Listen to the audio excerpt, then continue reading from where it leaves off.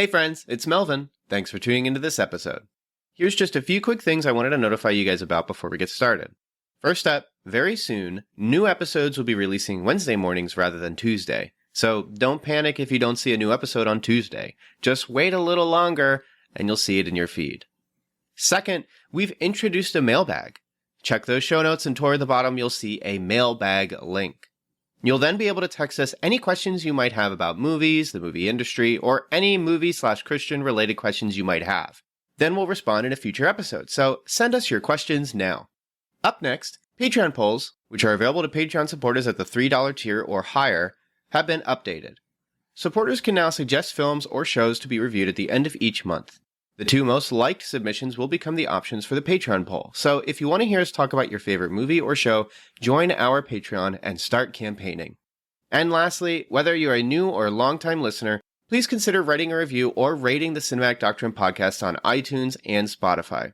Apart from financially supporting on Patreon, these are the two most helpful ways to support the show. And that's it. Enjoy the episode.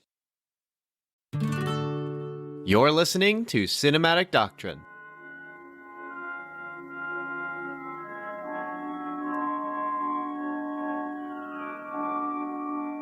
Hey, you just pressed play. That means you missed 34 minutes of us talking about Werewolf by Night, that new Marvel thing that was kind of crazy for a lot of people. And 4 minutes of Hocus Pocus 2. That's right, 4 minutes of Hocus Pocus 2. So, because Dan wasn't in that episode, so we got to share some stuff. If you want to check that out, you just have to pay $3 a month on our Patreon. You get access to a bunch of really cool content, usually 30 to 40 to 50 minutes of content at the beginning of every episode.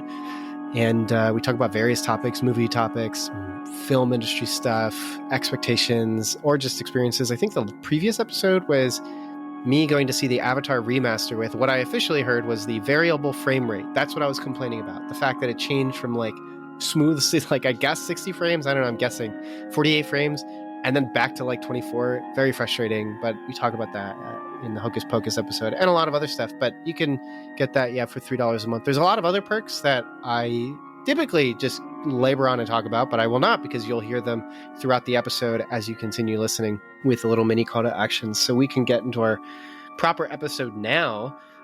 This is like definitely not the final Halloween movie. Let's just be real here. I mean, we'll get into the specifics of this. It might be the final in this particular series. Canon series, yeah. Because how is Blumhouse going to update their like intro card and it has Michael Myers at the beginning of it, and then they're like, Halloween ends. Finally, it's over. Like, no, it's not over. We know this guy's not gone. We know he's sticking around. Random aside, but I would love it if they decided to do Halloween H2O2, Halloween Resurrection 2, as its own H21. Yeah, as its own separate. Just make it even harder. Oh, it's like the Ocean's 11 series. Yeah. Just keep adding numbers. That'd be so then funny. Halloween 7. Like, what? That's because there's 7 Michael Myers in this one. Or it's a crossover between the Rob Zombie. All the canons come together for their universal, for their like. So the sling ring goes, I want to see Michael Myers, and he opens and different Michaels. The most terrifying thing in the world. Man. And you can pick whichever of Mike Myers' characters you want to see fight. Trick or treat. Melon Farmer. He just shows up in every single one. Busta Rhymes is back. He's back for revenge. See, no one could quit this franchise. It's just so fun. And even we're going to talk about this, and I'll give minor spoilers, but this movie is so bonkers that it's actually pretty funny, but it started shocking. Off very funny for me, and then it got less funny as it went along because the movie just keeps going. It's kind of long, yeah. It's like an hour and 55. Hour and 55. It's clear it was cut down too, because there's conversations that are so short, and then but they probably would have made the movie better if they were in it. I don't know, but I don't know how much work you do to make this movie better, but there was a point in the movie where my wife was like, I feel like we're just watching Twilight.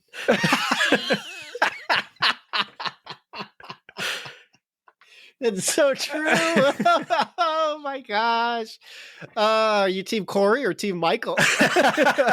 Which one are you?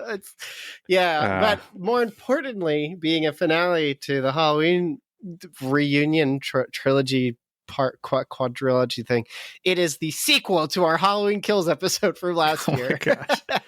which is more important. I feel I simultaneously feel very vindicated in my opinion, because one of your big things was like, it'll all wrap up in the trilogy, Dan. I kept thinking of that.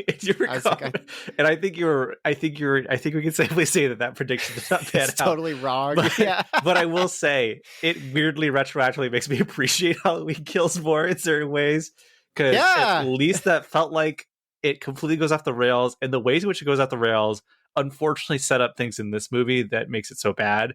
But gosh darn it, at least Michael Myers is in the movie killing people. Yeah, but you could supercut Halloween Kills and it would just be like a 40-minute Halloween movie. You can make that a Disney Plus special presentation. And that's my favorite Disney princess, Michael Myers. I'm not going to go back and be like, oh, Halloween Kills is actually really great. But I will say, like, well, at least that felt like a Halloween movie.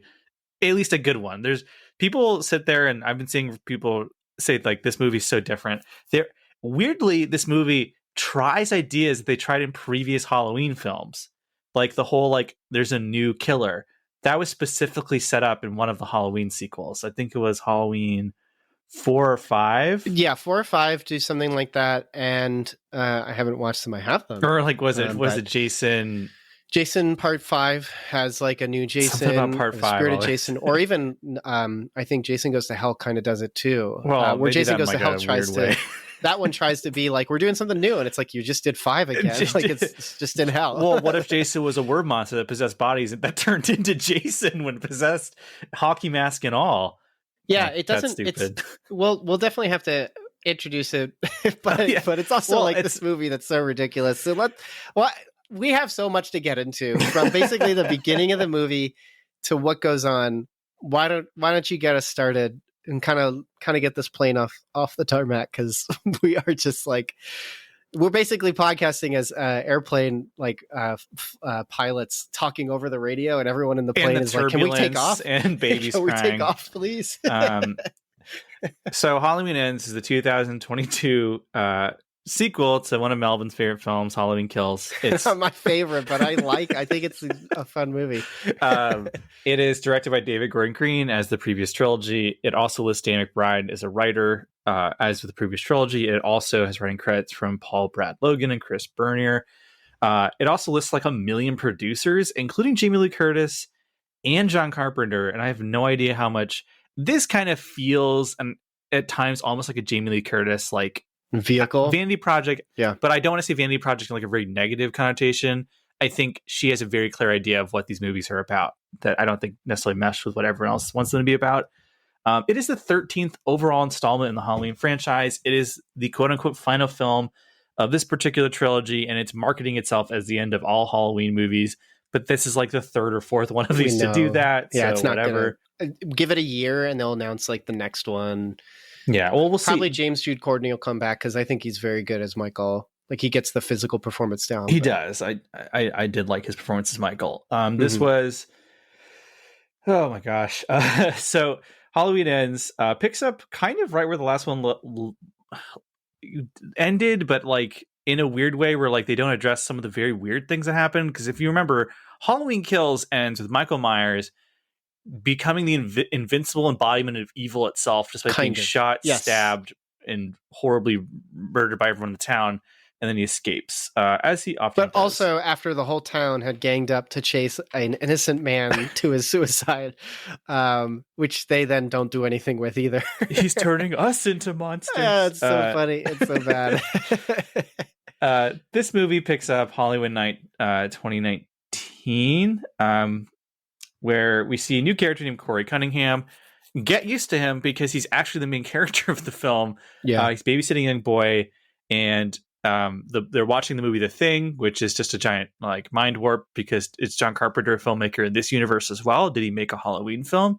Does he not make Halloween films? I know it's kind of a homage to Halloween 3, where they're watching Halloween in the middle of that movie, or Halloween, where they're watching The Thing from Outer Space. Oh yeah. That's a good point. But he didn't make that movie, so but it makes more sense. Yeah. But anyway, I know it's just a goofy thing for people to point and go, I know The Thing. But also, on top of these weird connections, Corey's character, I haven't seen the movie they're referencing here, but is very similar to a character from the movie Christine.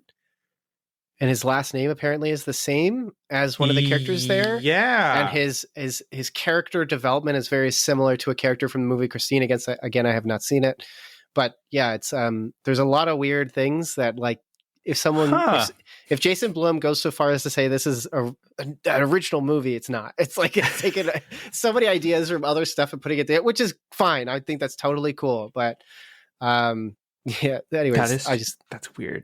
It's kind of like how the House of Wax remake with Paris Hilton is actually a remake of the movie Tourist Trap. It just has the name House of Wax. That's so strange. Hey there, it's your friendly neighborhood call to action. Just checking in on you. Hope you're doing all right. I'm just stopping by to say, if you enjoy the show, you can always subscribe and write a review for Cinematic Doctrine. There's iTunes, Podchaser, basically anywhere you listen. You can give us a shout out with a thumbs up, 5 stars, gripping positivity. Or if you hate the show, you can say that too. Hey, what? What are you saying? Why are you saying that? Well, I'm not going to tell them what to do, Ted. They're free to do what they want. Our analytics say we got a lot of listeners in the US, and they love their freedoms. And you're also free to check out our Twitter. Very active there. We host polls, memes. There's also the Cinematic Doctrine Facebook group called Cinematic Doctrine Facebook Group. If you want to join, just answer the questions, read the rules, and tell them the podcast sent you. Also, you should check out our website. Some really cool stuff there. Editorials, written reviews for movies we haven't had time to cover. Always check out cinematicdoctrine.com when you get the chance. Oh, Ted also told me I shouldn't forget to mention the Patreon. Something about you can support us or something? Wait, Ted, I thought this was like a hobby thing. You want me to expand Cinematic Doctrine? You know this already. Right. Yeah, I forgot. I'm the one who put all this together. Yeah, Cinematic Doctrine has a Patreon. For as little as $3 a month, you can gain access to early uncut episodes of the podcast. Oh, and did I mention, you get to tell us what to do. That's right, each month you get to vote on a movie we discuss on the show. Anyways, I gotta run, so I'll see you guys later.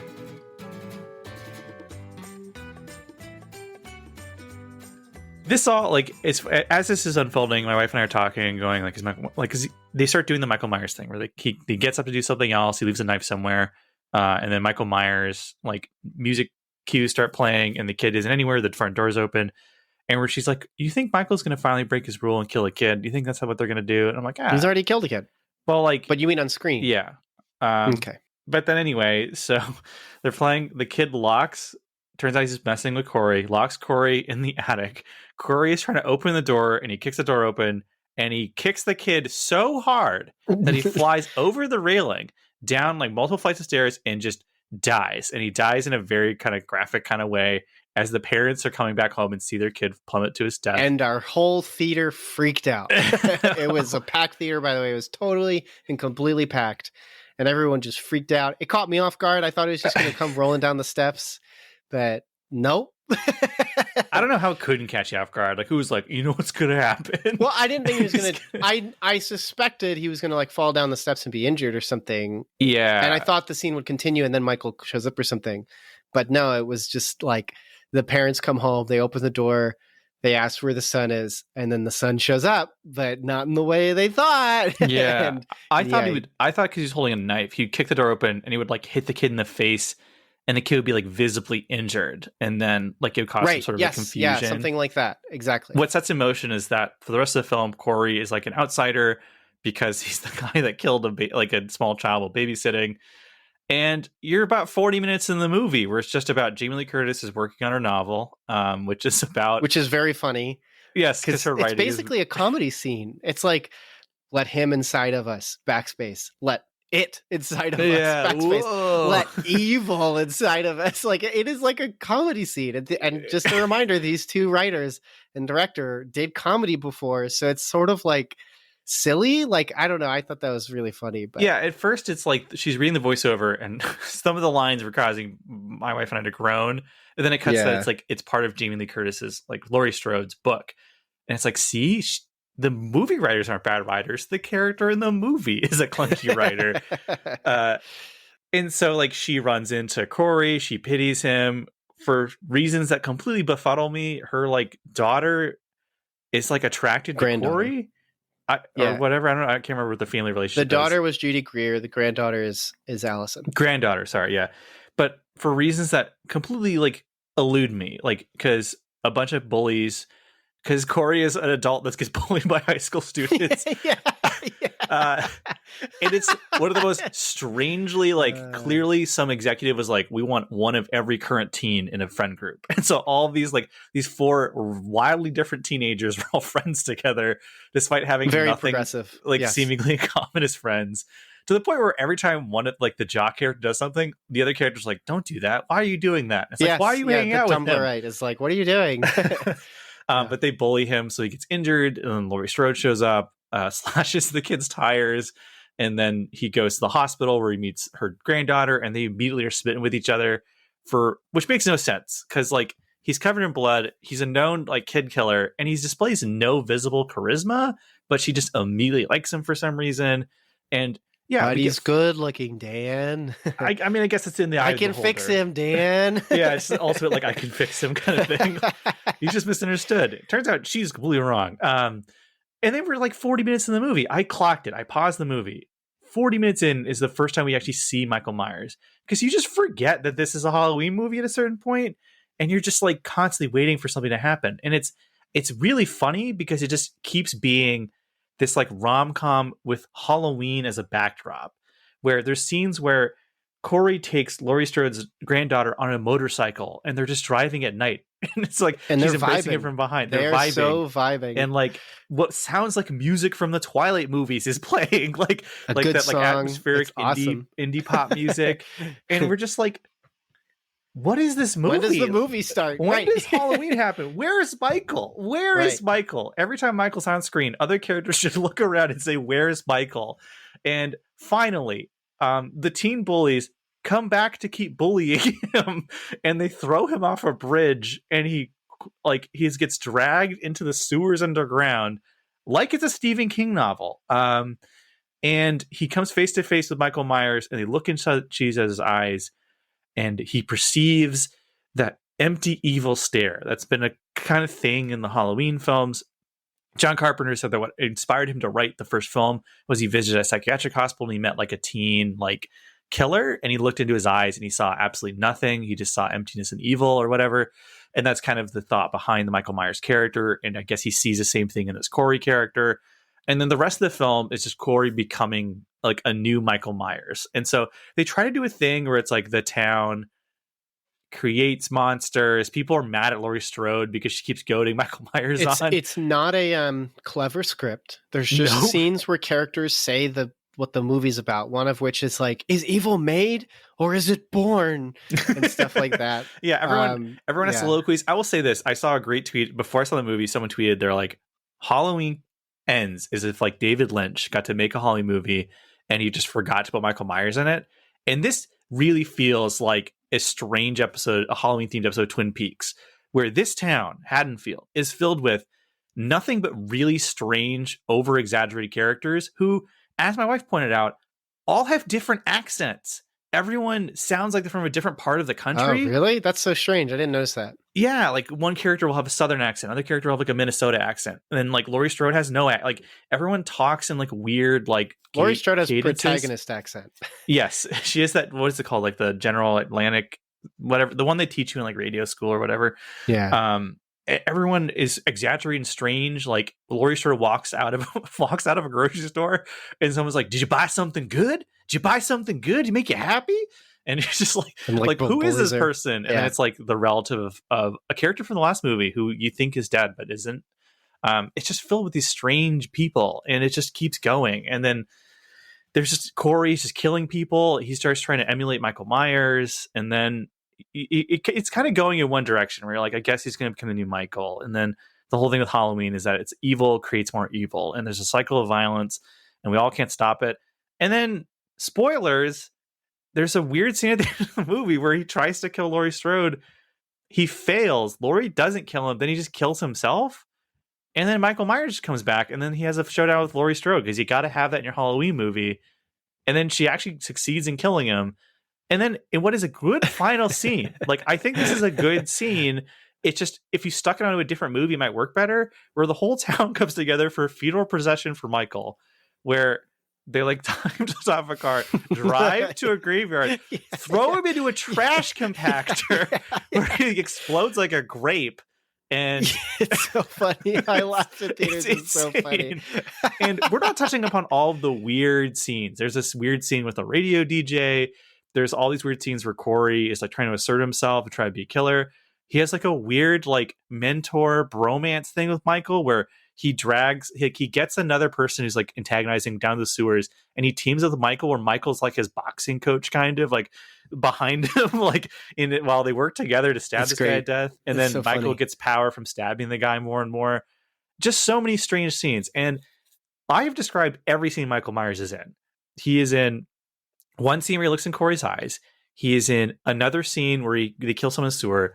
Then he has a scene where he and Corey invade someone's house, and then he shows up at the end of the movie. This is a 2-hour film. And there's also a scene where Corey beats him up and takes his mask. Yes. Which well, I guess we'll get into how we feel about this movie in a minute, but yeah, there's that too. That's it. And that's a kind of interesting, because like the camera stays in one spot, and you kind of see them like walking back and forth across an opening. There's some stuff where like the tunnel of where leading to the sewers looks kind of like a pupil. So there's occasionally some interesting idea. There's actually like a handful of interesting ideas that are in this movie somewhere, and where you're like, okay, a movie where like obviously there'll be copycat killers. That happens in real life. So like, what about a Michael Myers copycat killer, or a movie examining like the psyche of Haddonfield after Michael Myers just keeps showing up? As someone tweeted, they're like, the Halloween Ends trailer was ruined for me, because after the trailer ended, one guy just yelled, "Yo, what's this dude's problem with this lady?" You know. Yeah. So like, what would this town be? And there's little bits of that where everyone's like, we just actually don't like Laurie Strode either, because for whatever reason she keeps bringing Michael back into our lives. But that's all like buried under what is a 90-minute film about this guy Corey and this girl he's seeing, and then an additional like 25 minutes being the actual finale between Laurie Strode and Michael Myers, or really just Michael Myers, because I don't really care for the Laurie character. They were a babysitter. That was it. You may not know this, but the easiest way you can show your support for Cinematic Doctrine is to rate and review the podcast on iTunes, Spotify, or wherever you listen. So press pause and share your thoughts. We'd love to hear what you have to say. And then press play again so you can hear the rest of the show. And the entire point of Halloween, and I admire when franchises really try and break out of the mold. In this case, less so, because Halloween Kills was already kind of going off the rails, and this is just full, like the train is just going through the woods right now. There are no more rails. It's like the entire thing that makes Halloween work as a premise, as a movie, and as an like undying cultural touchstone is that Laurie Strode is nobody. She is a normal person who another very normal person, like just a human being who's just the guy who's by your trash cans when you take your trash out at night, just decide to try and kill her. It's a terrifying premise because it could literally happen to anyone. All the people involved are relatively normal, except that Michael Myers is just someone without like a conscience. And every Halloween franchise, I don't know what it is, every single series of every canon continuity just inevitably tries to make Michael something more, or tries to make Laurie something more. And at least with Rob Zombie's films, it starts out very heightened. So it kind of makes sense when Halloween 2 is like a surreal, almost like a surrealist art film. In this case, the 2018 Halloween, I really liked that. I remember you being kind of more mild on it, because it's just Halloween again. But that did what these movies have been trying to do already. Like, you have a true crime podcast. We see Laurie is just like traumatized by the experience and can never let go.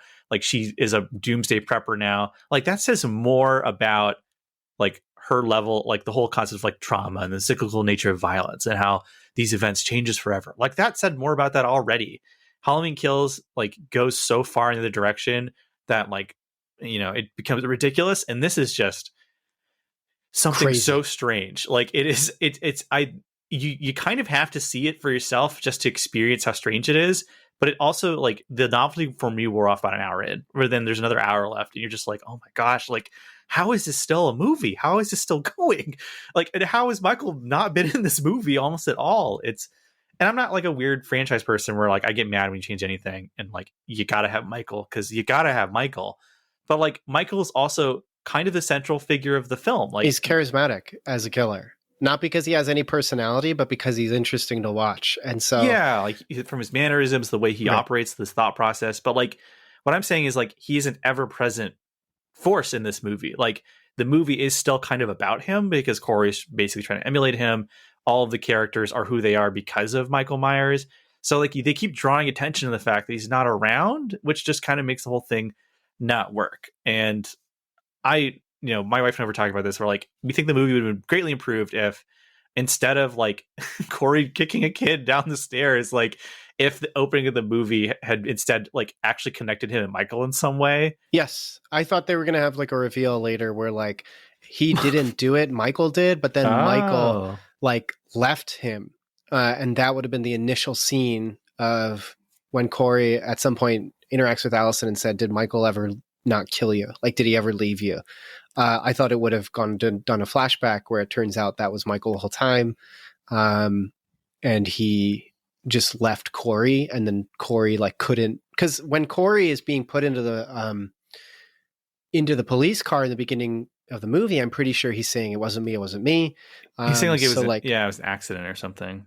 And so that would have been like an interesting kind of just connection to like the movie isn't clever, but it really thinks it is. Like the movie really thinks it's doing something interesting. It thinks it is, which is frustrating. Yeah, because that kind of makes it smug, but it's really like not. And what's frustrating is there's a lot of things I like about the movie, but I don't think it's good, but it's very entertaining. I wonder if the pace was affecting you because you were watching it at home.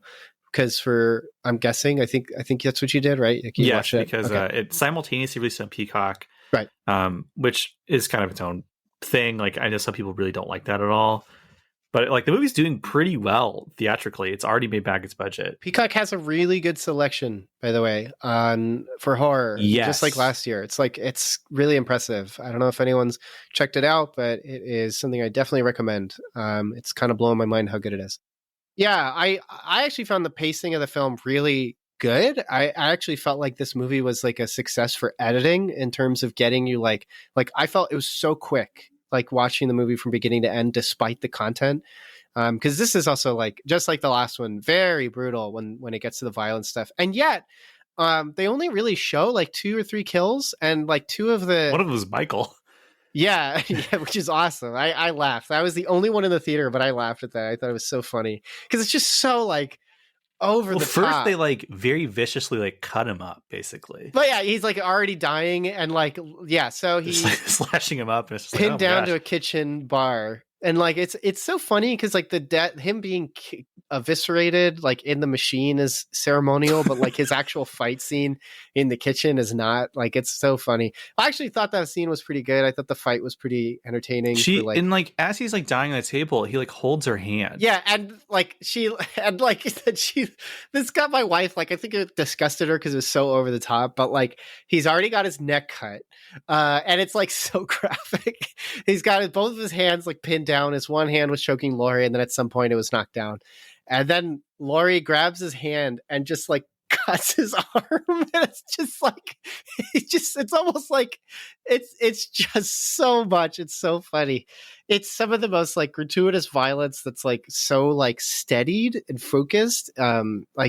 Props to the people who worked on like basically all the fake bodies to be destroyed in this movie. Yeah, I mean that stuff looks great. It's just like again, like I feel like they're trying to make me feel some level of sympathy for Michael. I don't think that like I didn't, or think even like because it's like he's literally like holding her hand, like you would. I think they're trying to be like reverential to reverential is probably Laurie Strode stuff, which is stupid because no, that's so dumb. Like, well, yeah, because it's very stupid. They're trying to take again a very normal premise and like retroactively make these things seem like big epic moments. It's the whole problem with Ghostbusters Afterlife, where you take these things that aren't important and you turn them into some sort of reverential thing, and it's just very dumb. Well, I feel like they already did this. I feel like effectively enough in the 2018 one where he's just in the house and like the Strode family has come together to kill Michael Myers together. Like Judy Greer is still there and not dead, you know. Yes, and they like technically succeed, and then the next two movies happen, and everyone Just like- fails. yeah, and that's like why? Like again, like it's just so it is like very strange. It's a very strange and thing. frustrating, and I just don't get why. Like I don't know what they think they're accomplishing with these movies. Like I think they think they're saying something very poignant and deep about the nature of evil and the way that evil infects other people and the way violence just continues but they're not. Yeah, not at all. No. And Because even like the reason I like Halloween Kills is I feel like Michael Myers as the central figure kind of refutes everything all the other characters are saying as they're trying to figure out Michael. What is this about Michael's just like for no reason just going house to house murdering people? Yeah, and they're like, Michael is the embodiment of evil, and and there's even an interaction where Laurie is on the hospital bed and Will Patton's on the other one, and Laurie keeps saying these things that are all like protagonist syndrome, and Will Patton just says like, it's not about you, Laurie. He doesn't care about you. Like, and like to me, that was like confirmation that at least the script felt like it knew all these things. Because, like, yeah, it's not about the town. It's not about evil. Michael just kills people, and that's what he's going to keep doing. And that's why at the end, when he wins, even though it's annoying that he's like a superhuman, to me, I interpret it as him being like, it doesn't matter. Like, I just kill people. Like, you didn't defeat me because Fish narratively, gotta swim, Michael gotta kill. You know? Yeah, like narratively, you think you defeated me because you're defeating evil, but narratively, that's not true. That's why Michael kills everybody at the end. So like, I don't know, to me, like that's why that movie works to me. This one, it then takes the things that everyone said from the second one and tries to carry that narrative thread. And it gets in the way of cool ideas. I think this movie has a lot of interesting ideas. I like the character of Corey. I liked his setup. In isolation, that stuff isn't necessarily bad. Right. I like the idea of a character 4 years later after having accidentally killed a child, like still alive, like in this town. And like in another movie, that character gets killed and the sin they committed gets them killed in the horror movie, right? Like that's how horror movies do. Someone's mean. That's their sin. Now they get killed. You don't feel bad. But in this one, then the movie tries to make you feel for him. And like, I think that was daring. I thought that was interesting, and I thought it worked. And I liked the first 30 minutes of the movie, but there was I can't remember which particular interaction it was between him and Allison where they're like talking. I think it might have been when they're at the diner and she's like, I'm going to burn down the world. That scene is so weird. Yeah. And then he goes like, I'll give you the matches or something. And like immediately I went, all right, this movie's over. And like it's done. Yeah. But like all the stuff before, like Allison being into him for no reason other than he's attractive is fine. Them like kind of working things out. She gives her reasons, which are silly. He gives his reasons, which are misogynistic. And like, I think all that's really like, it was like Blue Valentine. Like it was like Ryan Gosling sitting on a truck going, yeah, but you know, if a girl wants a guy, she doesn't have to do much work. But if a guy wants a girl, he's got to do everything. You just kill one kid and then no one talks to you.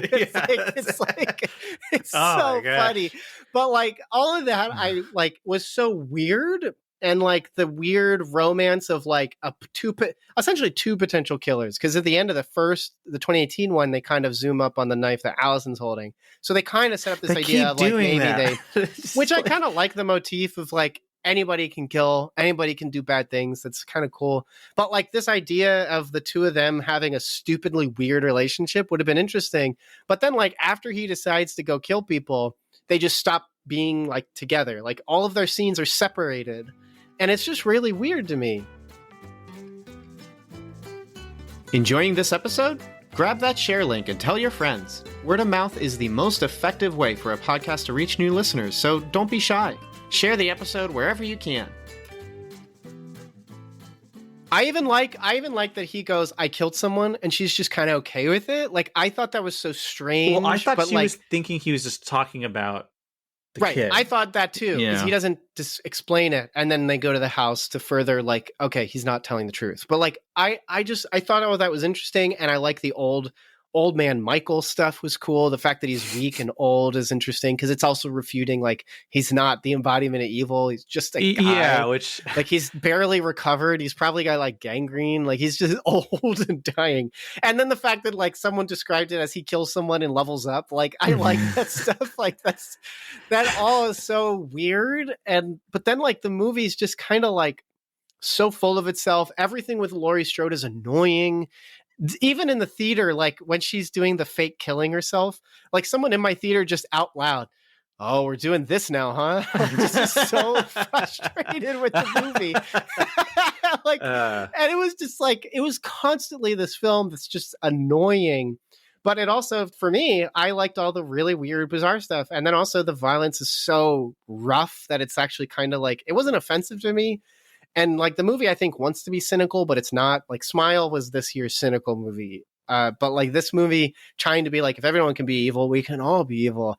Like it's just stupid. It's so stupid that it doesn't actually mean anything. So it doesn't bother me. But it's just, I don't know. I will say, it's a weird movie. It's very weird. I was probably engaged for longer. Like I think I was on board is the wrong word, but I was more just like, just like, you're just like, where is this going? I was never disengaged. I want to make that clear. I was always in it because I didn't know what was going to happen. Like the diner scene, so weird. The diner scene kind of encapsulates, in some ways, my problem with the movie, where like they're talking, she's like, "I hate this town," and in my head is like, first off, why does Laurie Strode still live here? Yes, yeah. She's why celebrating Halloween. That really got me. I was like, why do you like Halloween? You should hate Halloween. She's putting up fake spiders, like taking stuff out of pumpkins. She's saying very weird like things. Yeah, nobody acts normal. Like Laurie Strode. Not a single person's normal in the movie. Well, okay. So one of the things I like about these three movies is that we talked about this in Halloween Kills, that all of the extras have personality and character. No one acts normal, but like everyone has personality and character, and I really liked how alive everybody felt. Because I like that Haddonfield at this point, you could almost, like this version, you could almost draw a map of them, where people live, how they interact with each other. It just felt so alive, which is so much nicer to basically not just even the blockbuster CGI mess scene or the Mandalorian-esque dome that they do now, but like with Disney. But even the indie scene has, I think, a problem now where the people are having so much difficulty creating setting and place.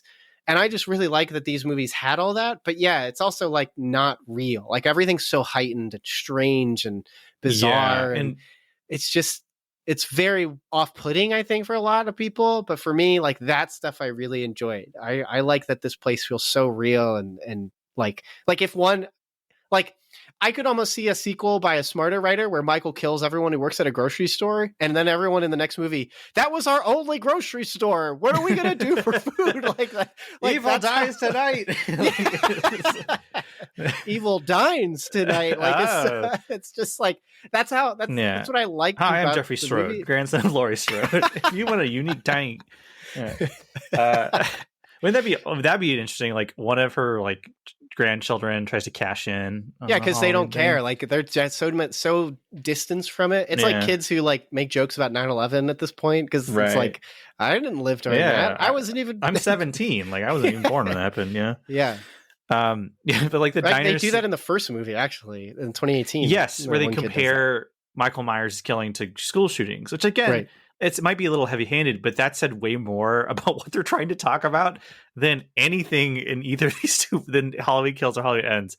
But yeah, like I think the Corey, and I cannot remember the character's name, but Laurie's granddaughter, like Allison, that dynamic was so strange that it kept me engaged because I was just like, is this just the whole movie? Is the movie gonna end with them running away together? Like I was just trying to like play it like where like they actually kill someone together, like Scream in reverse. Yeah.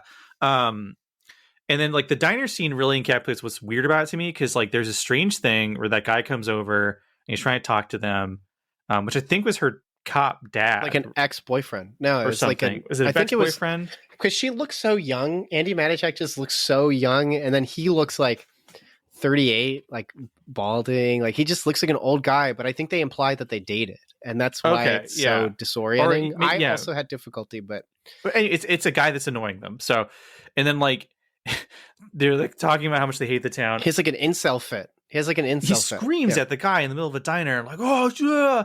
And he sits down. And in a normal movie, this is when she's like, you know what? This guy seems unstable. I don't know if I like this guy either. But then she's like, let's do it. Let's burn the town down. And I was like, why do you like this guy? Yeah. I don't understand. Yes, it's so weird. It completely, like, that's the moment where I was just like, this woman is also weird. And I don't get their relationship at all. Like, it disconnected me from them to the point where I was no longer even kind of oddly invested in seeing where they go as a couple. And then at the end of the film, when he like kills himself, specifically so that like, because he hears that she's walking up the stairs, so it looks like Laurie killed him. And then she's like, I can't believe you killed my boyfriend. I know, she doesn't even try. She doesn't even go, he killed himself. Like, he literally... she doesn't. She goes, no, it's not. Like, yeah, she doesn't say like... It's so dumb. It's one of those things where, like, again, like, the only reason, the way for the plot to go on is if they don't have a normal human conversation. But then she just gets over it. She just, like, she's like, you're right, Mom. Like, okay, like, I guess that conflict is resolved. Hey there, listener.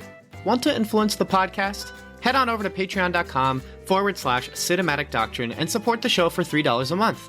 In doing so, you'll be able to vote on a movie poll that picks a film we discuss each month. So jump on over there and have your voice heard. And did you like the visual motif that the implication is that Allison is like Laurie's protege and Corey is Michael's protege? So at some point, remember it was Laurie looks into the house and sees the two of them go upstairs because they're going to sleep with each other. And then there's a wide shot zooming away, and Michael's standing behind a tree watching Laurie. And I said, I hope they keep pulling out. I want more townspeople to watch each other. It's so funny. It's I want to pull out the cop that's kind of like Laurie's watching Michael, then it pulls out further. You know, I don't. We every now and then mention like other people we watch or listen to, but like I am desperate for the Red Letter Media episode where they talk about this because just yesterday Jay put up his ranking for all 13 movies, and this one is at number 4. It is like it's above, I think 2018. I think it or right below. I can't remember. I have seen that from more than one person, or somebody actually really likes it. But it's really funny. Like I get it because like the movie is funny. It is silly. It's got the violence that you're looking for. It's interesting. It's extremely interesting. And like I said, I name dropped a bunch of ideas I like. That wasn't even all of them. But it is so like frustrating. There's like, a level of ambition here that you do kind of have to admire. Why wasn't this the trilogy? Like that's the weird thing. Like this is I've seen the criticism that your finale to the Laurie Strode family thing is sidelined to have a new character come in, be the protagonist for 40 minutes. Like, what's going on? Like, why are you doing that? And like, it's not like this was called the Haddonfield trilogy. Maybe in retrospective, when they release the Scream Factory trilogy, like it'll be called I can already hear it, Melvin. I can already hear that people go, well, I don't know if you're aware, but John Carpenter always intended Halloween to be an anthology series. That's why Halloween 3 is the way it is. Like, he never wanted the series to be about Michael Myers. And in some ways, this is the truest. And like, again, his name is as a producer. I don't know how much input he had in the story, which, yeah, I also like the idea of Halloween not necessarily being a franchise, just solely focused on Michael. But this is the wrong way to try to pivot. You cannot market your entire movie around the cumulative like showdown between Laurie Strode and Michael Myers and then pull a bait and switch. Like, I think you're right. I think if they'd started out kind of on this note and then the trilogy kept progressing into like a more experimental whatever, I think that would have worked much better than tacking the weirdest one of these on at the end. And I guarantee you, I would, if I was a betting man, I'd put money on it. In a couple years, this movie is going to have a cult following. It's going to have a lot of retroactive reappraisals. I'm feeling the exact same way. Yeah. It has a good mood. I think this movie is more of a mood piece than an actual like film. Yes, and the music is actually really good. I like the music. The music is really good. Part of that Carpenter, part of that licensed. I thought both of them were good. Like I said, I like the way the town feels. I love the way these movies look. All three of them. I think they are really well color corrected. And although I don't like the weird, I can't tell if it's a digital zoom, as in post production they zoomed into something, or if I think his name is Michael Simmons, the director of photography. I really like the way the movie looks and feels and the way the camera moves throughout the film. So like, there's so much stuff that I like about the movie as a movie, like that I really enjoy about all these. And I unfortunately didn't rewatch 2018. in prep for this, but it's not like it would have mattered. But I mean, let's be You did real. do your monthly Halloween Kills rewatch, though. Yeah, to prepare for this.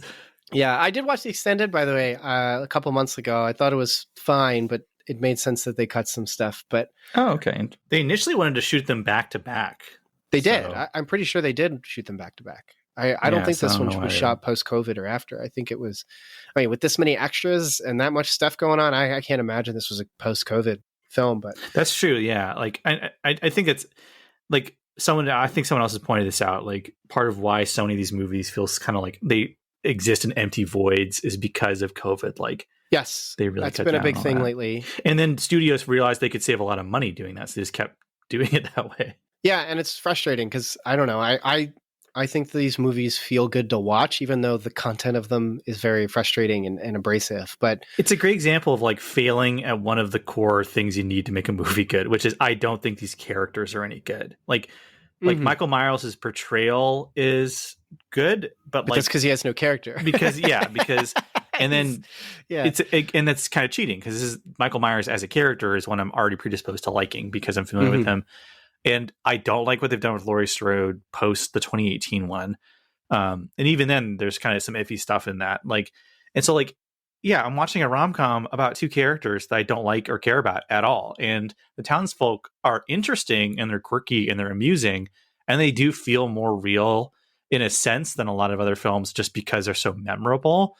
But like, unlike something like Twin Peaks, which, you know, is a TV show, so you get to kind of like, you become like fond of these quirky oddballs because you actually get to know like the interior lives that they have, which I think Halloween Kills also did kind of a weirdly good job of that, where they specifically spent like 5 minutes with all these people before Michael kills them, so you feel bad when he killed them.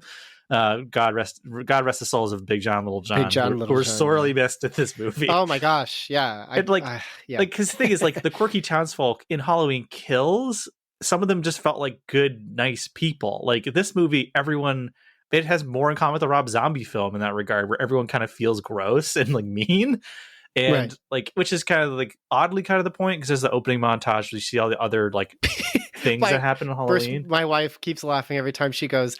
They have an opening montage of people reacting to the Michael Myers return, and it's just a woman hangs herself in her front yard.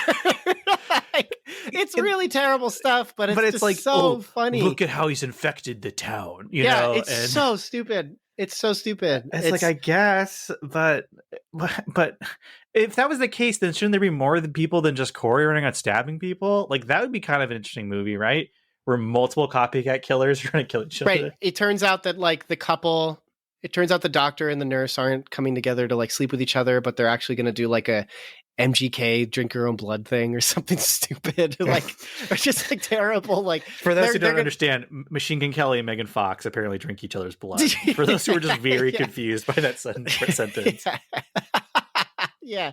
Right after they dance on a table, like an office table. But no, they're gonna they were maybe gonna go off and kill somebody too, and Corey was following them around. So it turns out like Corey stops them. And then he becomes like an anti-hero because he's like Dexter, he's killing all these other killers. Which, I mean, that would have also been bad, but... And maybe he's like monologuing them to Michael about how it doesn't feel right because he's not killing innocents, he's killing people that are bad. And then Michael finally says, everyone's bad. I'm a Calvinist or something stupid. Whoa, this is crazy. But yeah, I don't know. And he sits down and like, let me go through the book of Romans real quick. I'm just helping people die to themselves. And then he got saved between Halloween Kills and Halloween Ends, to be clear. That's... not implying he was a Christian the whole time. To your sentiment that this could become like one people like, from watching it and leaving, I have constantly been thinking like even trying to put it on my rank list, which I've seen 67 movies from this year. It's like I have it pretty low, but I'm like, this is way better than Moonshot.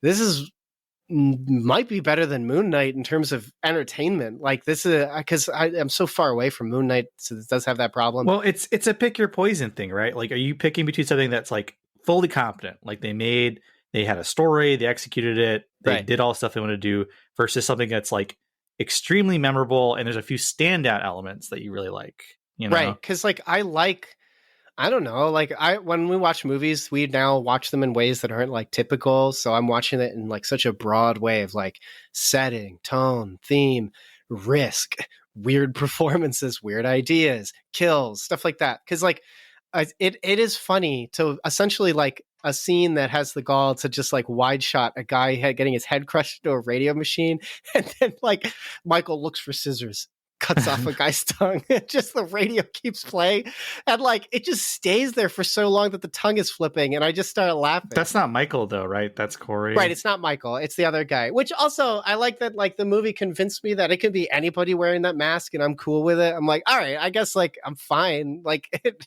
doesn't change how I enjoy like the fun of like the comeuppance of bad people getting killed, that kind of thing. But like very dangerous sentences I'm saying on a podcast. But it's for a horror slasher, it's fun. And so yeah, I think I might warm up to this movie, but it wasn't like Halloween Kills where like had a really fun time watching that, and I thought it was a blast. And I obviously watched it in a way that no one else did. But like because this one, yeah, it's so strange. But yeah, Old Man Michael stuff was good, and the ending of him getting crushed is great. Hey. We have some Patreon goals we're trying to reach. If we get enough support, we'll review each God's Not Dead movie, as well as The Inhumans, that really bad Marvel show from a couple years ago. Head over to patreon.com/cinematic doctrine and share your support. Everything you think will happen just doesn't happen. Yeah, yeah. Even when you're like on board, it goes nope, and it flips you over off the board and does something else. It's very strange. Like I was expecting like Pet Michael, like Corey goes and kills people, and there's more kills, and Michael follows him after they do the initial doctor kill, which I was frustrated that they wasted a kill by having him do the same kill he did in Halloween 1. Because it's like, I've already seen that. Why are you doing that? That was my wife's complaint, is that even most of the kills aren't particularly interesting. So yeah, like you're doing, some of them were off screen, which was really stupid. I don't know if that was editing choice, like because people felt the other one was too graphic. They need to make more room for all the stuff people want, like Corey. Right, like Corey. and rom-com. Yeah. Which, nothing against Ron Campbell. He does a good job. I think he's good in this movie. His performance is completely fine. Like, yeah, I don't want, yeah. It's not about him, but... Yeah, like some of the kills are off screen. Like one of the girls gets killed off screen. Another character is found in a car already dead. One character is being killed behind another while she's exploring the house, and you kind of see like his shoes twitching, but you don't really see him. Then another kill that you see is the same one from the first movie, so you don't get anything creative out of that.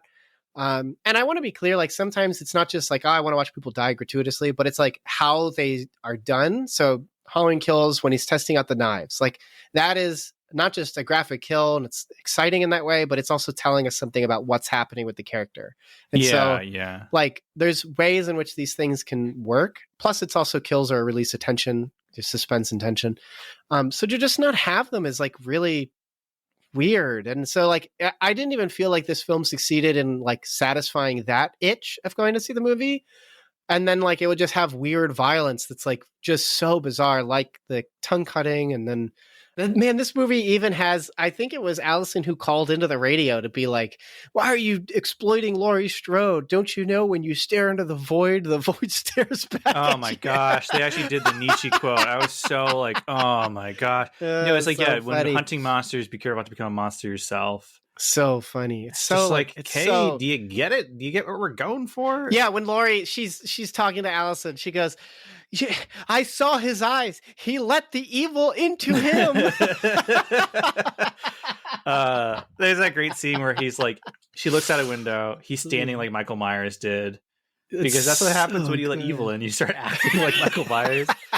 Little known theology fact. Funny. And then she goes out and she's just like is transfixed by him because she's like, I can sense it. I can sense the evil out of him. And it's just like, and I guess she abducts him, drugs him, and abducts him, takes him to the house where the kid died, and then like she does the Michael thing where she vanishes when he's not looking. Like it's so funny. It's like a parody of a slasher film without being like, but having the slasher stuff of being violent. It's just weird. It kind of feels almost like those direct-to-video horror sequels you get in like the 80s and 90s where someone had the rights to a franchise, but they wanted to make a sequel in the most budget-friendly way possible. And it was like made by people who didn't necessarily like get it. Like it it's far more ambitious than any of those types of movies, but it has that kind of sense of like it's kind of a sequel, but like it doesn't really give you any of the things that you want out of a sequel. Yes. Yeah, because there are things that I wanted that it doesn't just have. Hollywood Ends carries on specifically things I didn't like from Halloween Kills, and then it abandoned the things I thought were kind of interesting from Halloween Kills, like the idea of Michael. Like as much as I hate it, like it creates this like weird thing where it's like in that movie Michael's invincible. In this movie, he's extremely vulnerable, and like I felt like I never got a full explanation for why that was.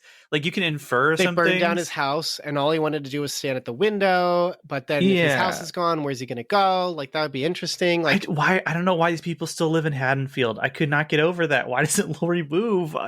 She hates this town. This town hates her. Everyone there seems miserable. Why do they insist on this? Is like the Camp Crystal Lake thing, but times 100 because things like keep happening, and apparently evil is like a contagious virus that goes around infecting people. I just don't understand. I just don't get it. Like, maybe I'm an idiot. Maybe I just don't get this movie, Melvin. Maybe I can't think deeply enough. That's about what I think about you and Halloween Kills, but not about Halloween Ends. You fool. Yeah. Oh man. I like. If you pitch this to me in an elevator, I think I'd probably be oddly on board. Like, what if we made a Halloween movie, but it's about some guy who's like is trying to be mentored by Michael Myers and he's falling in love with a girl and doesn't realize it. Like on paper, that seems really interesting to me. But in execution, like their relationship is so empty. And since it's the core thing that the movie's about for the most part, it's a grave miscalculation. I think it's also marketing. I think if this wasn't marketed as the final film, yes. Obviously it will not be. Let's just recognize it. If it wasn't marketed as the final film, and we sort of had the Marvel content drip where we knew there was going to be more, then like having this movie might have been more tolerable, and we probably would step away going kind of like I did with Halloween Kills, where it's like just wait for the next one. Like we can always look forward to the next one, but like this one has this film, kind of ends it, and then like kills Michael at the end, totally kills him, grinds him up, which is like about time, right? Like our problem with the last one is like, why didn't anyone just run him over? Come on. And if we don't see him explode like that guy in RoboCop when you run him over, like then I don't know what's going on. And but so like if we were just waiting for another one, then this could have been interesting because then you're like, okay, the precedent of other killers and this mask being around is interesting. Why they didn't toss the mask in there, I don't know. But we don't have the expectation of the next one, at least being in the same way. And like, it's not like you needed the next one to have Laurie Strode in it. It could just be other people in the town. These people clearly can create characters. Corey is a character. Like, so they can do that. Like, I don't know. Like, is this just the problem where like every reboot horror franchise needs to have the side characters, which aren't necessary? Because like, I respect this movie for doing almost like kind of what we haven't seen in horror reboot trilogies or movies, where it's kind of like a sequel with just new characters and new stuff. Like to me, I think if you didn't market it this way, the way it had been marketed, which is the big final Laurie Strode / Michael thing, and we expected it more like a Friday the 13th Part 5 or Part 4, where new characters are introduced, the old characters are killed off in the beginning, and now we're just going to have new stuff. Because Part 5 just takes one of the characters from Part 4 and just continues their story. And then Part 6 doesn't do the same characters at all. It's just its own thing. Which to me, which like, everyone loved. yeah, exactly. Which, Freddy's Dead is funny. It's really it's not what I expected. But every time I think about it, I go, the movie's pretty good. This movie is really funny. Like this kind of feels like that. And maybe that's going to be what people appreciate when they step away from it. But I don't know. Like for me, I had a cinema score again, and I rated it a D, but I still put on I would own the Blu-ray because I wanted, first off, I want to hear the director's cut or the director's commentary. But also, do I want to hear that director's commentary? I really want to know what's going on. But also, there's probably an extended cut, so I want to watch that too. But also, like, I think the movies have got interesting ideas that I would love to see again, and maybe be convinced are at least a little better than I feel now. But I don't know. I said a lot. Your turn. Oh, well, I just want to say, like, I actually saw the movie knowing a lot of the reactions already because I didn't get to see it till the Sunday of the weekend it came out. Mhm. So I wasn't going in like, oh boy, can't wait to see Michael and Laurie Strode like have a throwdown. Which was the least exciting thing to me, honestly. I don't want to see two like they're two geriatrics fighting. I don't like they're too old. I just don't see the appeal of that. So like I was going in kind of expecting like, all right, everyone says this movie's super weird, and I specifically had heard that Michael Myers is not in it as much as you'd want. So I actually was expecting those two things. And I think so like what's disappointing is I was like kind of on board with like, all right, what bizarre decisions do they make? Like I'm gonna go in as much of an open vessel as I can for this. And I think if the execution of a lot of these very daring decisions was stronger, like they initially tried to make you sympathetic for the guy who admittedly accidentally killed a kid. Like it's very tragic and sad. That's a tough character to make your central character. But they so quickly move past that into making him kind of seem unstable and weird that like I didn't get a sense. Like, have you seen Psycho 2? No, not yet. Psycho 2. I'm really excited to. I really like that movie where it's Norman Bates genuinely trying to live like a normal life after the events of Psycho, and you feel genuinely very bad for his character. And I think if the movie had spent more time making Corey sympathetic and not just like the weird kid in the back of a high school classroom who brings lighters to class every day, like I think that would have made me like more like he just seems like an edgelord weirdo, and I just didn't sympathize with him. So like when he becomes evil, I just like, well, that makes sense. Like it's like, why did we wait so long to get you to start being evil? Because like we have our opening kill, which isn't like, it's kind of a subversive opening kill because it's not the Michael kill, and then it's like 40 minutes to the next suspenseful kill scene, and it takes a long time for 40 minutes. It's very strange. If you felt like Michael Myers was a malevolent force that was almost like seducing him into evil, I think that would have made all of this work better for me. Where you feel bad when the relationship with this girl doesn't pan out, where you feel bad when he starts killing or something, or maybe he's killing only when like there's bad stuff happening in the relationship because it's like his tension release. And it's like, I'm gonna go murder somebody now. Hey, you were late to dinner. What's up with that? Oh, sorry, I got held up. And he's like holding someone like holding their hands that he cut off. Or with that kill with the homeless man who just says, "I'm Michael Myers," like, which is a very weird scene. Where he kills in situations where it's like not 100% his fault. Like if he killed those like bullies while they were bullying him, and he felt like, but it was a sign that he was, and it mounted. And the one girl who is sympathetic, wants them all to stop, he still kills anyway. Then you're knowing, okay, he's on the edge shift, because he didn't let that person go. Or gosh darn it, make it about Laurie Strode and everyone in town hates her. Like pick a thing to focus on. Actually, that would have been really interesting. They start treating Laurie like they treat the patient in the last movie. They start chasing her around and she has to hide. And but that would, I don't know, this movie could have gone in all kinds of ways, Dan. Because all of these seeds are here. They take the time to set up all of these things in the movie, and they stuck with Corey. Like Corey was the horse they bet on. Did you know Cinematic Doctrine has a blog? Visit cinematicdoctrine.com to read extended thoughts on movies or movie industry news from our contributors. Plus, you can find our podcast on there too. Based on reactions, like I'm seeing some people are like, this is the worst movie I've ever seen. Like, no, Halloween Ends is not the worst. It's not even the worst Halloween movie I've ever seen. It's just, it stands out because it's such an interesting misfire. Like, which again, you gotta give it points for. Like, we have talked about this movie for over an hour.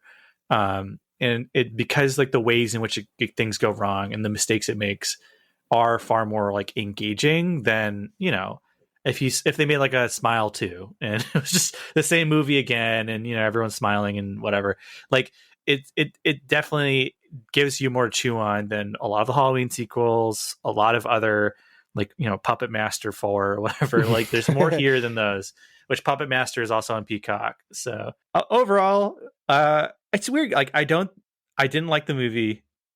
Parts of it are extremely funny. Like there are parts of the movie where I was out loud like cackling. Because it was so strange and some of the decisions are so bad.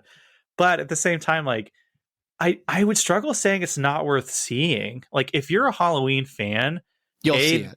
Yes, see it. But also it's better than every Halloween movie before. Halloween 1 and 2, the OGs, I think, are definitely solid, and there's things about Halloween 4 that are amusing. Halloween 3 is like the black sheep / cult favorite. Like, I saw some people saying that they actually would have liked if they incorporated Halloween 3 into this.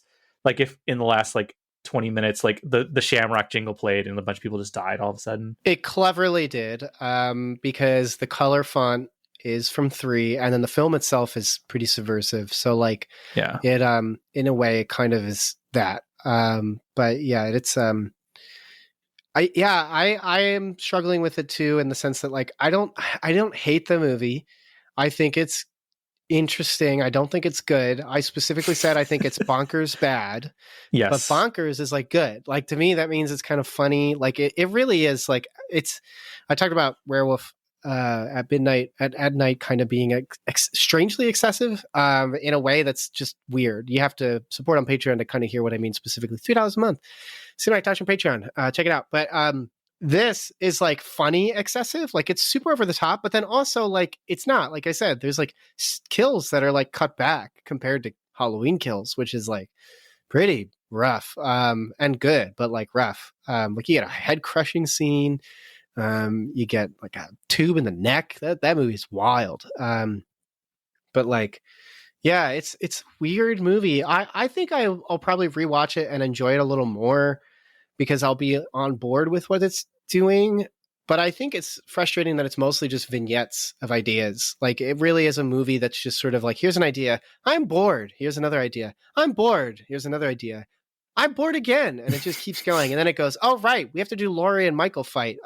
He kills himself.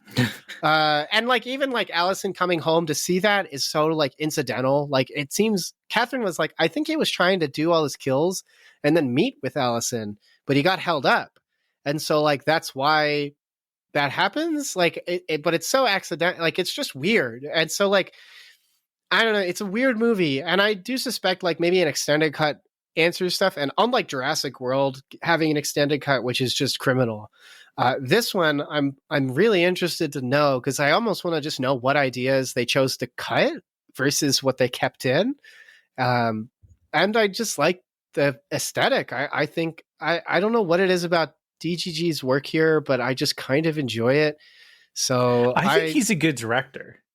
Like, I like his direction. Yeah. I just think the script sucks. I think it's just super bad. Like, this dialogue is some of the most like, it is like the margins you put into the script to tell you what the movie's about or what's going on in characters' minds, except put into the sections where it's dialogue. It's really weird.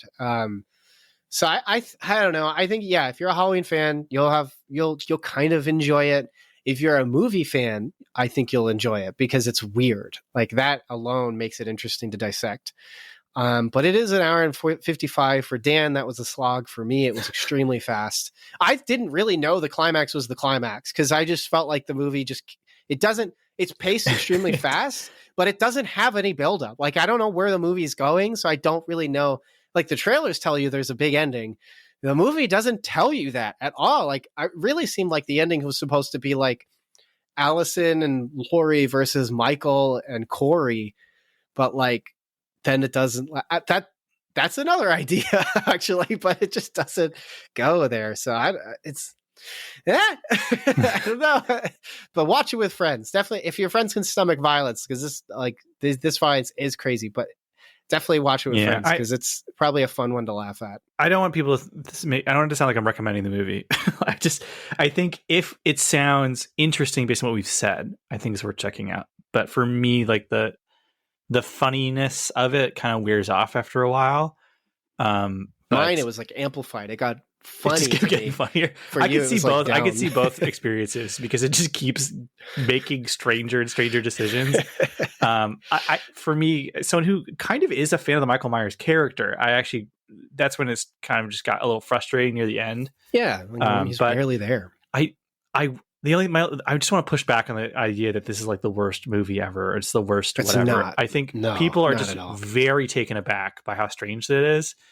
I do think that it'll have some sort of reevaluation in the future among nerds, but if you have Peacock already, put it on. And if it just doesn't do it for you, then feel free to turn it off. But it's also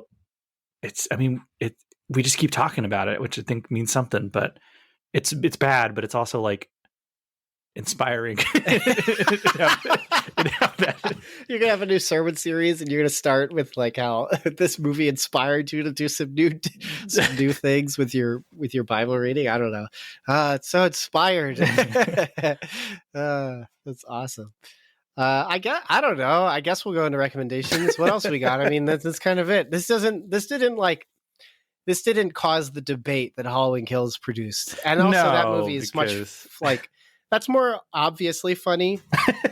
I think like Halloween Ends is more experientially funny. Like it's funny to talk about, like a sitcom that makes you chuckle, but funnier to talk about. That's kind of this one, but like it's more of like you just got to watch it to kind of get it. But yeah, I don't know. Big disappointment in the year. I thought it was gonna be better. I thought it was gonna be something else. So hey, fool me once, I guess, but. Hey, don't forget, there's a lot of fun content missing from this episode because you're not listening on Patreon. Head over to patreon.com/cinematic doctrine and support for $3 a month to gain access to uncut episodes with upwards of 40 minutes of bonus content each. You'll thank me later. Yeah, recommendations. What do you have, Dan? What's your reco? So my kind of theological / whatever recommendation is going to be a book. Some people have probably already read this book. You can get relatively cheap. But my pastor and I did a series on the Sabbath recently. Mm-hmm. And the Sabbath can be a very controversial topic. I think if you want to get a good biblical overview of the topic, Ligonier has put out a bunch of great resources on it. From people like R.C. Sproul, Derek Thomas. So if you just want to get the theological grounding of the Sabbath, I think go that way.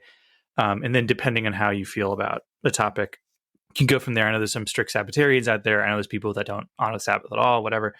But I think a very practical look at the concept of like work-life balance. So like stepping aside from the Sabbath as a theological topic and more just in a daily concept of just how we look at busyness and hurry. I didn't preach on this. I stuck with like Doug Stewart's Exodus commentary and stuff like that for mine.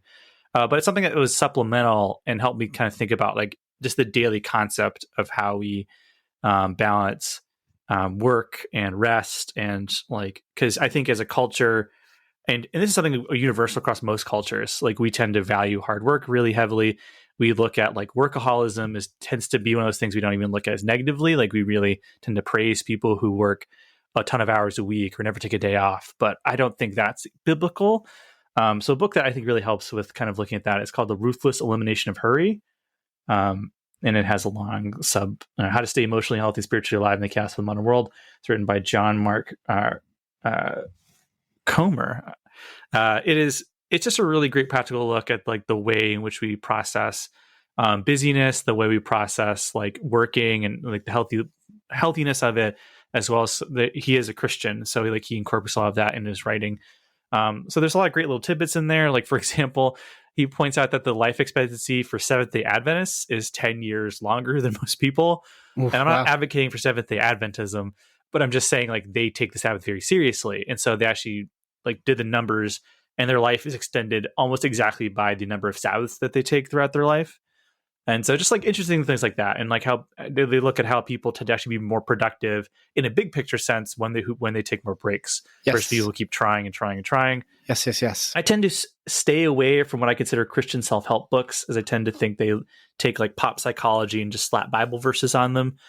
This one I will take an exception. Like I will make an exception for. I think it's partially because it's such a topic that there isn't a lot of writing on in general. I feel like, at least in Christian circles, as the Sabbath in general and how you view rest tends to not be talked about. Like, because this isn't just self-care mumbo jumbo.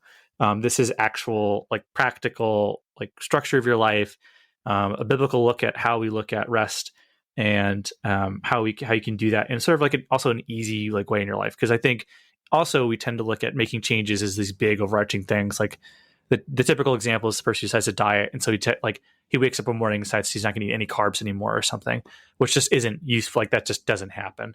Yes. Versus like slowly taking things out of your diet, slowly making the shift. And I think this book applies the same pace to eliminating like hurriness and just like the jitteriness, the worry, and all of that we face in our lives. So that is my more biblical recommendation. I am going to continue doing my kind of movie recommendations, I guess I've been doing lately on the podcast. I'm going to recommend a movie that, without credits, is 78 minutes long. It is so economically paced, very good, called Significant Other on Paramount Plus. It's from Dan Burke and Robert Olson, both directed and written by them. They did Villains from a couple years ago. Stars Micah Monroe and Jake Lacey. Micah Monroe is sort of like I think like the quintessential modern Scream Queen. She actually has like 2 movies this year, this one and Watcher. Watcher was very good, by the way.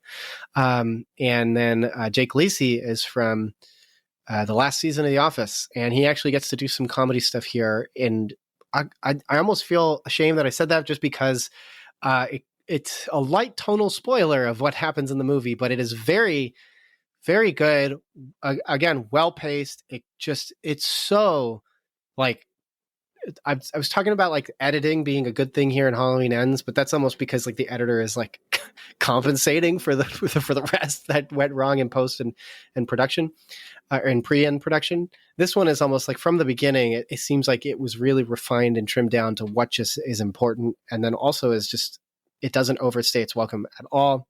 I don't really want to like explain much from it because it's just a surprise. But basically, just this couple goes out to do a hiking trip, and they're romantically involved, and they have an interesting relationship. Very good dialogue between the two, very natural, and it's a horror thriller.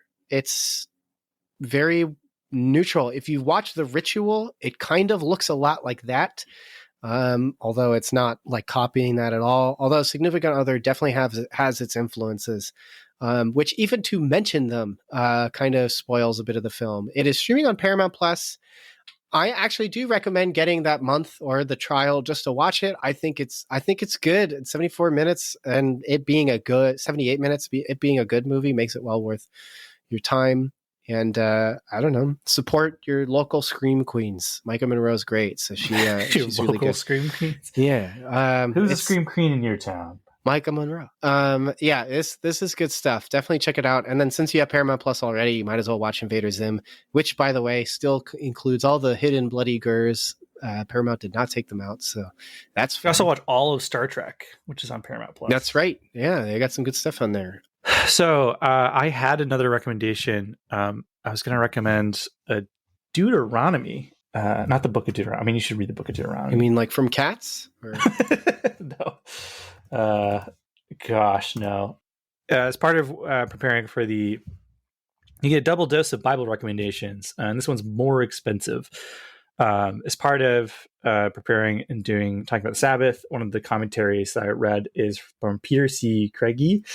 It is the Book of Deuteronomy from the International Commentary in the Old Testament series, the notoriously expensive commentary set.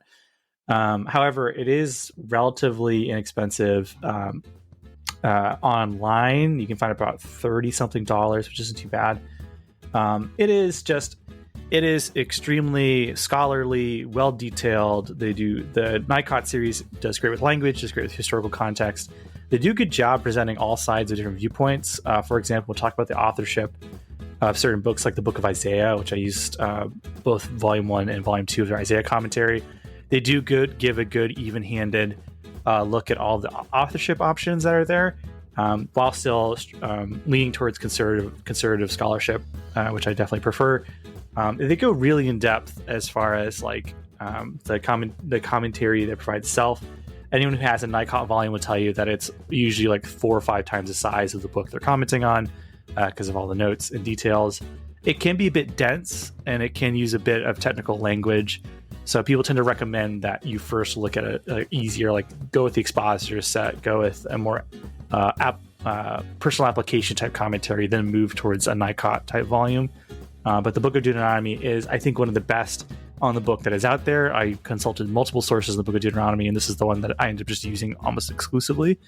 So I know people's Old Testament commentary libraries tend to be smaller than their New Testament libraries, partially because it's just easier to do the scholarship research for New Testament commentaries. They also tend to be the more popular books. So there's I think I have multiple shelves that are just the Book of John or Book of Matthew. So if you're specifically trying to fill out your Old Testament commentary library, this is a good Deuteronomy book to get.